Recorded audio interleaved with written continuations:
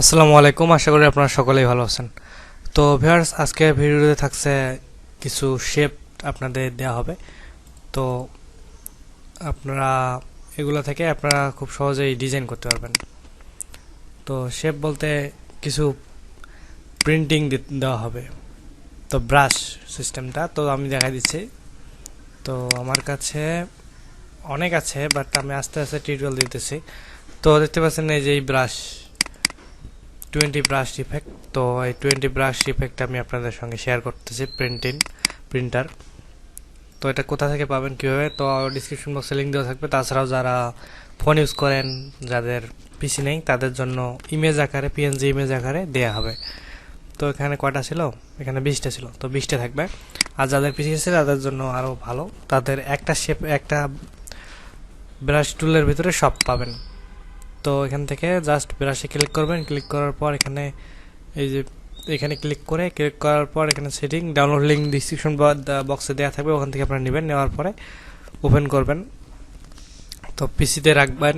রাখার পরে যে এখান থেকে প্রিসেট ম্যানেজারে ক্লিক করবেন। তারপর এখান থেকে লোড দেবেন। লোড দেওয়ার পর যেখানে আপনি রাখবেন ডাউনলোড ফাইলে বা যে কোনো ফাইলে রাখবেন, সেখানে গিয়ে জাস্ট ওই ফাইলটার উপর একটা ক্লিক দিয়ে তারপর লোডে ক্লিক করবেন, আপনাদের ফাইলটি এখানে চলে আসবে। তো এখানে দেখুন অনেক ধরনের প্রিসেট রয়েছে, অনেক ধরনের ব্রাশ। তো 20টি ব্রাশ দেখানো এখানে রয়েছে। তো আমি যদি এখানে ক্লিক করি, এখানে বড় হয়ে গেছে, অ্যান্ড রাইট বাটন ক্লিক করে এখানে ছোট করে নিলাম।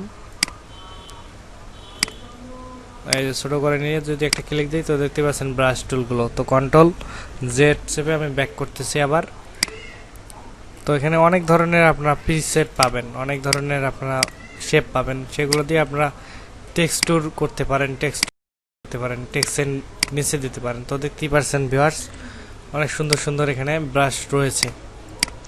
তাছাড়া আপনি চাইলে এই ব্রাশ ইফেক্ট দিয়ে আপনি আপনার ইমেজ ইফেক্ট করতে পারবেন, ইমেজকে ইফেক্ট দিতে পারেন। তো একটা ইমেজ আমি ইফেক্ট দিয়ে আপনাদের সঙ্গে শেয়ার করে দেখাচ্ছি।